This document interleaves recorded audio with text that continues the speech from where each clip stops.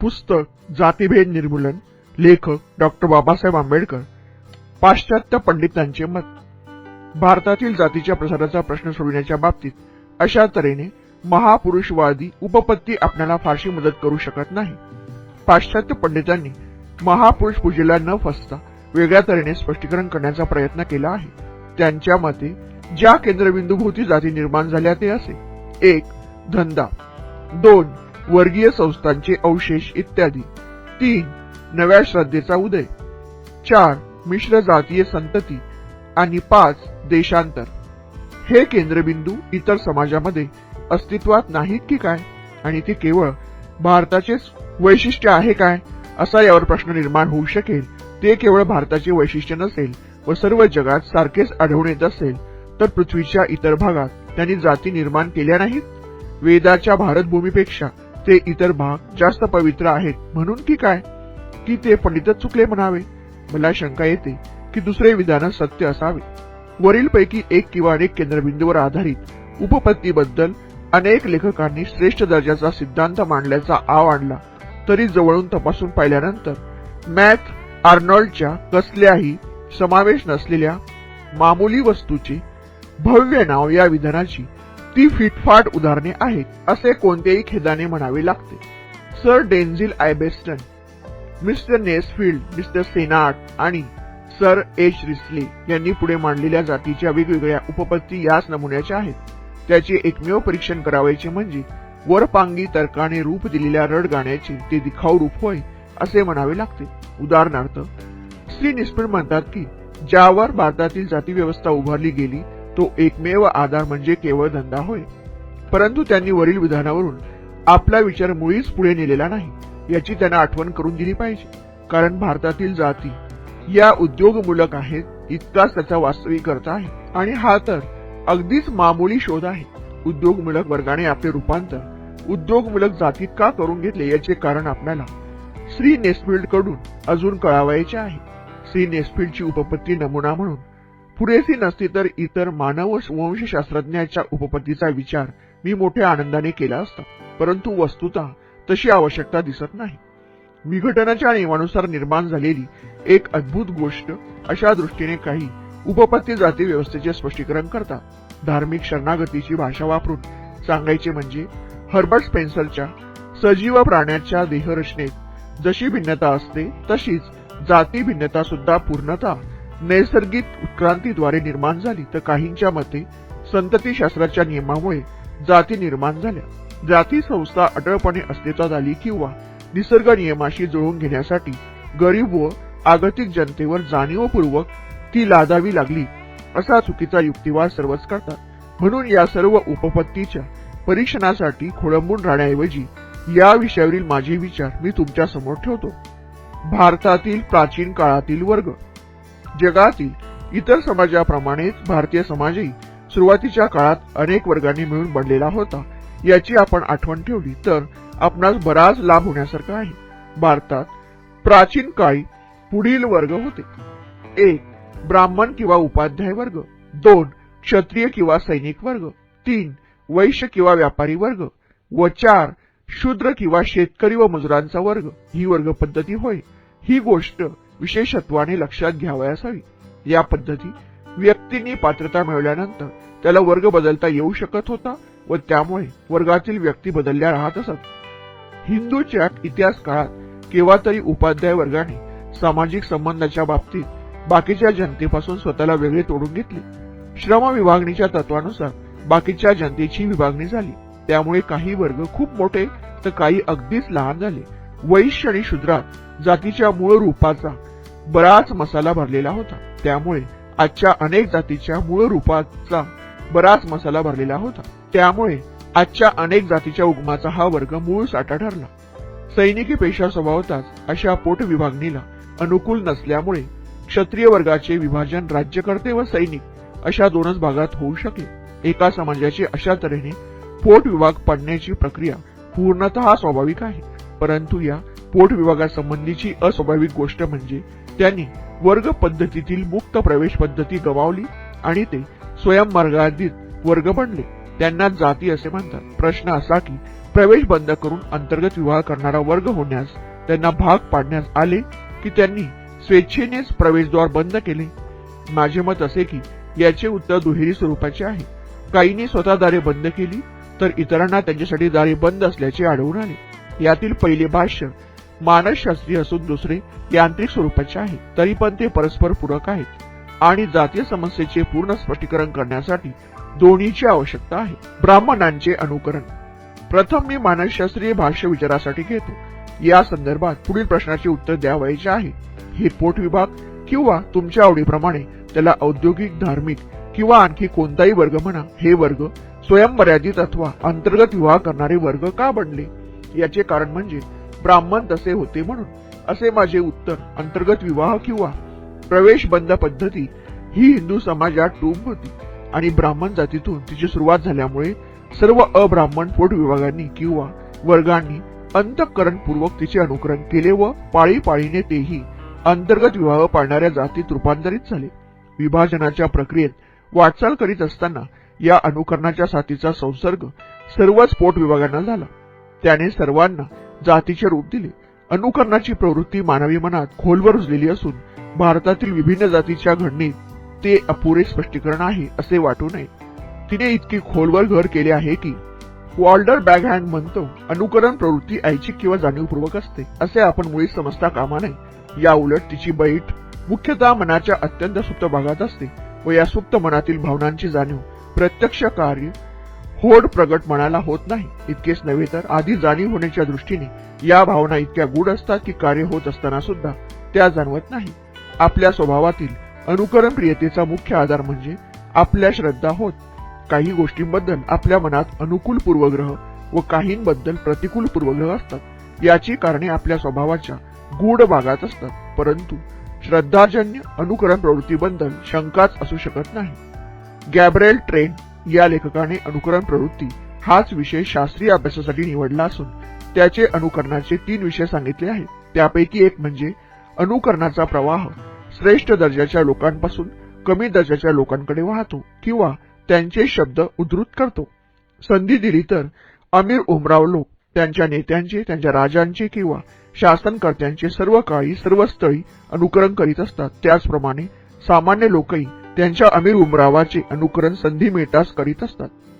ट्रेडचा दुसरा नियम असा: अनुकरण वृत्तीचा विस्तार किंवा घनता अंतराच्या सर्वात चांगल्या वस्तूचे जास्तीत जास्त अनुकरण होत असते. वस्तुत आदर्श व्यक्तीच्या आचरण्याचा प्रभाव अंतराच्या व तिच्या श्रेष्ठत्वाच्या प्रमाणात प्रत्यक्षरित्या होत असतो. येथे अंतर याचा अर्थ त्याच्या श्रेष्ठत्वाच्या प्रमाणात प्रत्यक्षरित्या हात असतो. येथे अंतर याचा अर्थ त्याच्या सामाजिक संबंधाच्या अर्थाने घ्यावायचा आहे. तथापि जर त्या व्यक्तीशी प्रत्यक्ष परिचित नसली किंवा फार दूर अंतरावर असली तरी ती जवळच आहे असे म्हणावे लागते. सामाजिक दृष्ट्या उच्चत्व लाभलेल्या लोकांनी घालून दिलेल्या प्रथांचा प्रसार क्रमशः कसा झाला याचे स्पष्टीकरण या कमीत कमी अंतराच्या अनुकरणाच्या नियमाने होते.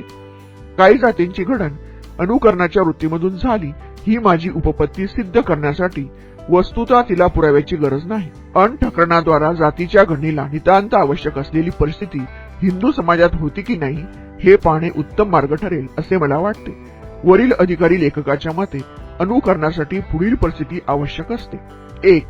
ज्याचे अनुकरण व्हावयाचे आहे त्यांना समाजात मानाचे स्थान असले पाहिजे आणि 2. त्या समाजातील लोकांचे परस्पर संबंध विभिन्न व नित्य असले पाहिजे. ही परिस्थिती भारतात उपलब्ध होती यात शंकेला जागा नाही. ब्राह्मण अर्धा मूर्धा देवच नव्हे तर भूदेव होता. तो एखादी प्रथा सुरू करतो व बाकीच्यांनाही तसेच घडवितो. त्याचा अधिकार निसंशय असून आशीर्वाद व कल्याणाचा तो मुख्य झरा आहे. अशा तऱ्हेने धर्मग्रंथांनी पवित्र बनविलेल्या व पुरोहित दार्जिनी लोकांनी पूज्य बनविलेल्या देहधारी प्राणी आपले व्यक्तिगुण शरणागत मानवावर लादल्याशिवाय कसा राहील? ही गोष्ट जर खरी असेल तर त्याला निर्मितीचे मूळ कारण का मानतात ते कळून येईल. वस्तुतः अशा प्रकारचा प्राणी केवळ अनुकरण करण्यापेक्षा अधिक पात्रतेचा असतो. निदान अनुकरणीय तरी असतोच. शिवाय तो गटांतर्गत विवाहाच्या मर्यादा असलेल्या वेगळ्या जातीत राहत असल्यामुळे त्याच्या उदाहरणानुसार इतर जातींनी वर्तन करू नये तर काय करावे? मनुष्य स्वभाव किती दुर्बल. एखादा गंभीर तत्ववेत्ता असो की एखादी क्षुद्र मोलकरीण असो, संधी मिळताच ते अनुकरणाला बळी पडल्याशिवाय राहत नाही. या वाचून दुसरे काही घडू शकत नाही, कारण अनुकरण सोपे असून संशोधन कठीण असते.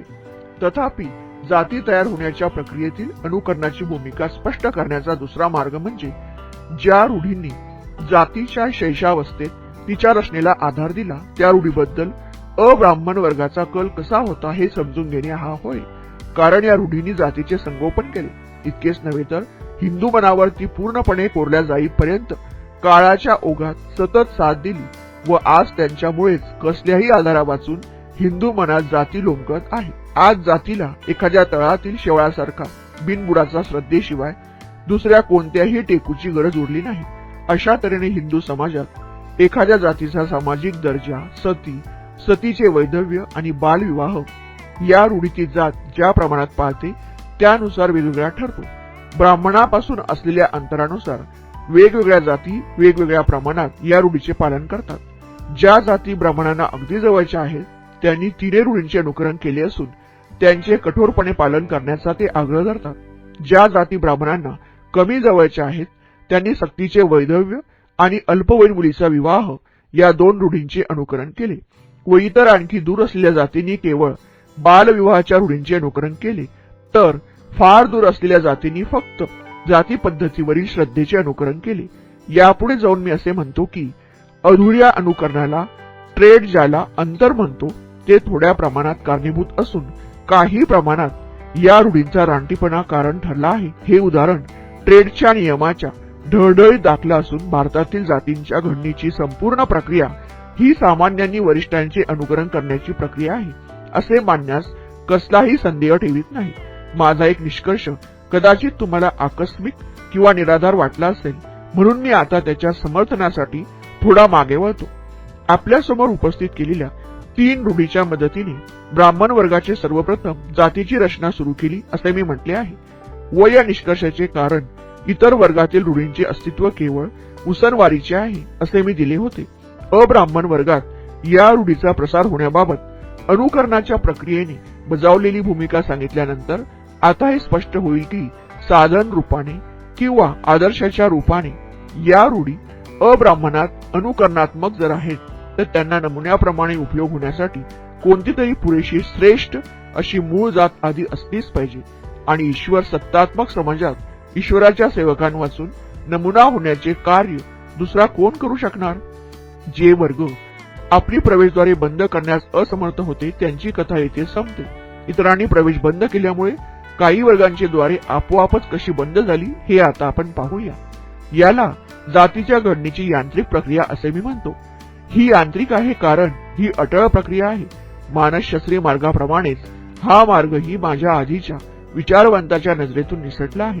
याचे एकमेव कारण म्हणजे त्यांनी प्रत्येक जात हा एकांडी व पूर्णतः पृथक संस्था आहे अशी समजूत करून घेतली असून जाती व्यवस्थेतील एक दुवा या दृष्टीने तिचा विचार केला नाही. या नजरचुकीचा किंवा अंधदृष्टीचा परिणाम विषय योग्यपणे समजून घेण्याबाबत मोठा अपायकारक ठरला आहे व म्हणूनच स्पष्टीकरणातही घोटाळा निर्माण झाला. म्हणून पुढील अभिप्राय तुम्ही सतत लक्षात ठेवावा अशी आपणास प्रथम विनंती करून नंतरच मी माझे स्पष्टीकरण देण्याची वाटचाल सुरू करणार आहे. तो अभिप्राय असा, जात ही तिच्या एकवचनी रूपात केवळ थाप होय. जाती नेहमीच केवळ अनेकवचनी रूपातच अस्तित्वात असतात. नेहमी जाती अस्तित्वात असतात. एकटीच जात अशी वस्तू कधीच नसते. मला अभिप्रेत असलेला अर्थ असा, ब्राह्मणाची एक जात निर्माण केली किंवा माझ्या पद्धतीने सांगायचे म्हणजे स्वतःला एक मर्यादित बंदिस्त करीत असतानाच ब्राह्मणांनी बाकीच्यांना आपल्या मर्यादेच्या बाहेर बंद केले. दुसऱ्या तऱ्हेने स्पष्टीकरण करून मी माझा मुद्दा स्पष्ट करतो. हिंदू, मुसलमान, ज्यू, ख्रिश्चन व पारशी इत्यादी वेगवेगळ्या धर्माची तयार झालेल्या गटासहित संपूर्ण भारताची कल्पना करा. आता हिंदूभोवती अडसर घातली तर बाकीचे जातीरहित लोक उरतात, तथापि परस्परांच्या बाबी त्या सुद्धा जातीश ठरतात. आणखी जर पहिल्या 4 धर्मातील लोकांनी आपापल्या वर्गाची दारे बंद करून घेतली तर पारशाशी जरी प्रत्यक्षपणे स्वतःला मर्यादा घालून घेतली नसली तरी अप्रत्यक्षपणे ते सुद्धा आपोआप बंदिस्त होतात. प्रतिमांच्या भाषेत सांगायचे म्हणजे अ वर्गाला स्ववर्णांतर्गत विवाह पद्धती पाळणारा वर्ग राहावायचे असेल तर परिस्थिती दुर्दम्य दबावामुळे व वर्गाला तसे होणे भाग पडते. आता हाच तर्क हिंदू समाजाला लावून पहा, म्हणजे जातींच्या ठिसूळ स्वभावाचे तुम्हाला आणखी एक स्पष्टीकरण मिळेल. कारण जाती व्यवस्थेतच हा दुहेरीपणा अंतर्भूत आहे. जाती पद्धतीच्या सामाजिक, धार्मिक व आर्थिक नियमांना धोका संभवणारी कोणतीही नवी प्रथा बहुधा जात चालू देत नाही. त्यामुळे जातीतील बंडखोर सभासदांना जातीबाहेर हाकल्या जाण्याचा धोका असतो. सभासदांना दुसऱ्या जातीने सामावून घेतल्यामुळे व मूळच्या जातीतही परतता येत नसल्यामुळे त्यांचे भवितव्य त्याच्याच हाती राहते. जातीत नियम अभेद्य असून लहान मोठ्या गुन्ह्यामध्ये ती फारसा फरक करण्यासाठी अडून बसत नाही. नवी प्रथा कोणत्याही प्रकारची असो, सर्वांना एकच दंड देण्यात येतो. विचाराच्या नव्या पद्धतीमुळेही एक नवी जात निर्माण होईल, कारण जुनी जात ती चालू देणार नाही. बंडखोर विचार मांडणाऱ्याला आदराने गुरु मानण्यात येत असले तरी नीतिबाह्य प्रेम करणाऱ्या पाप्याप्रमाणेच त्यालाही जात सारखी शिक्षा देते. यापैकी बंडखोर विचारवंत धर्मसंप्रदायाच्या स्वरूपाची जात निर्माण करतो व दुसरा संकरित जात निर्माण करतो.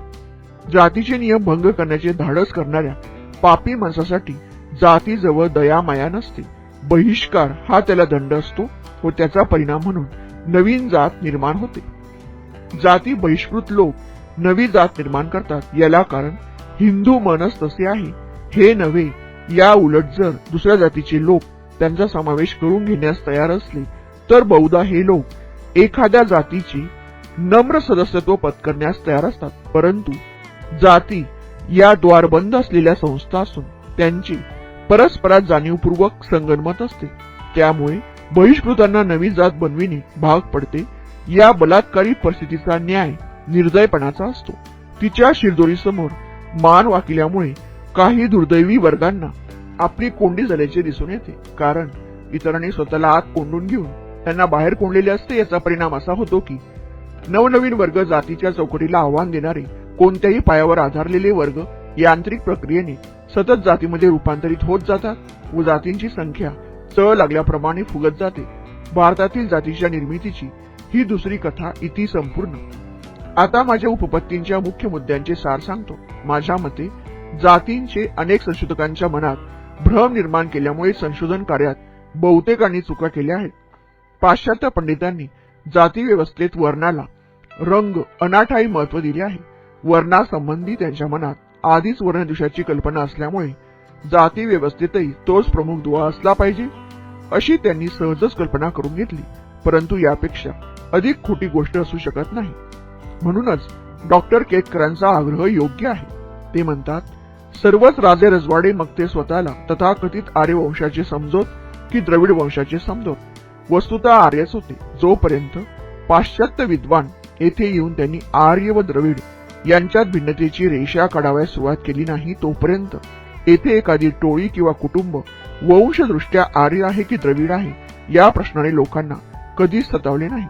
चामडीच्या रंगाला महत्त्व देण्याचा कल फार काळापूर्वी संपला आहे. यानंतर पुन्हा त्यांनी स्पष्टीकरणाच्या नावाने नुसते वर्णन केले आणि जणू काही त्या जातीच्या उगमाच्या उपपत्ती आहेत असे समजून त्यावरच ते झगडत बसले. धंदेवाईक, धार्मिक इत्यादी प्रकारच्या जाती आहेत ते खरे, परंतु कोणत्याही अर्थाने ते जातीच्या उपपत्तीचे स्पष्टीकरण ठरू शकत नाही. धंदेवाईक वर्गांना जाती का म्हणण्यात येते हे अजून आपणास शोधावयाचे आहे, पण हा प्रश्न कधीही उपस्थित करण्यात आला नाही. जाती संस्था ही एखाद्या फुंकरीने निर्माण होण्यासारखी वस्तू असावी, त्याप्रमाणे त्यांनी जातीचा प्रश्न ढिलेपणाने हाताळला आहे. याउलट समजून घेण्यास अत्यंत बिकट असा प्रश्न आहे हे मी स्पष्ट केलेच आहे, कारण त्यामागे असणाऱ्या अडचणी अवाढव्य आहेत. जात श्रद्धेवर आधारलेली आहे खरे, पण एखाद्या संस्थेचा आधार म्हणून श्रद्धा उदयास येण्यापूर्वी तिला बळकटी आणण्याची व सतत चालू ठेवण्याची आवश्यकता असते. जातीच्या माझ्या अभ्यासात 4 मुद्दे अंतर्भूत आहेत. 1. हिंदू समाजाची रचना संयुक्त स्वरूपाची असली तरीही तेथे गंभीर स्वरूपाचे सांस्कृतिक ऐक्य आहे. 2. जात म्हणजे एक मोठ्या सांस्कृतिक ऐक्य असलेल्या समाजाचा एक अंशात्मक तुकडा आहे. 3. जातीची सुरुवात करणारी पहिली एक जात आहे. 4. अनुकरणाच्या व बहिष्काराच्या माध्यमाद्वारे वर्गाचे रूपांतर जातीमध्ये झाले. ही कृत्रिम संस्था नष्ट करण्यासाठी अलीकडे मोठ्या चिकाटीने प्रयत्न केले जात असल्यामुळे या जातीच्या प्रश्नाला आज विशेष महत्त्व प्राप्त झाले आहे. तथापि अशा प्रकारच्या सुधारणावादी प्रयत्नामुळे तिच्या उपपत्ती संबंधी मोठ्या प्रमाणात वाद निर्माण झाले. एखाद्या सर्व सत्ताधारी व्यक्तीने जाणीवपूर्वक आज्ञा देऊन ती निर्माण केली की एका विशिष्ट परिस्थितीत मानवी समाजाच्या उत्क्रांती या प्रक्रियेत ती आपोआप निर्माण झाली? अशा वादाच्या बाजू आहेत. जे दुसऱ्या क्रमांकाची बाजू घेतात त्यांना माझ्या निबंधातील मुद्द्यांमध्ये विचाराचे खाद्य सापडेल अशी मला आशा वाटते. याचा प्रत्यक्ष उपयोग हो की न हो, परंतु हा जातीचा विषय सर्वसमावेशक आहे आणि त्याच्या तात्विक बैठकीबद्दल माझ्या मनात जिज्ञासा निर्माण झाल्यामुळे माझे निष्कर्ष तुमच्यासमोर मांडण्याची मला इच्छा झाली. मला वाटते माझे निष्कर्ष योग्य पायावर आधारलेले असून खंबीरपणे उभारलेले आहेत. तथापि ते कोणत्याही दृष्टीने अंतिम स्वरूपाचे आहेत असे समजण्या इतका दुराग्रही मात्र मी नाही. उपकारक सत्य शोधण्यासाठी माझ्या मते संशोधनाचा एक योग्य असलेला मार्ग सुचवावा असा माझा प्राथमिक हेतू यामागे आहे. तथापि पूर्वग्रह दूषित होऊन या विषयाकडे जाण्यापासून आपण सावरले पाहिजे. भावनांना शास्त्रांच्या कक्षेबाहेरच बंदी घातली पाहिजे व वस्तूंचे निरीक्षण वस्तुनिष्ठ दृष्टिकोनातून केले पाहिजे. एखाद्या विषयावरील काही उपपत्ती नेहमीसाठी वादग्रस्त होऊन बसत असतात. असे असले तरी जेथपर्यंत माझा संबंध आहे तेथपर्यंत मी सांगू इच्छितो की एखाद्याचा बुद्धिवादी दृष्टिकोनातून माझ्याशी मतभेद झाला तर माझे विचार प्रत्यक्ष सोडून देण्यातही मला आनंदच होईल. सारांश: जातीची उपपत्ती मांडण्याची माझी ज्याप्रमाणे आकांक्षा आहे त्याचप्रमाणे जर तो समर्थनीय नाही असे दाखवून दिले तर मी ती सोडून देण्यासही तयार आहे.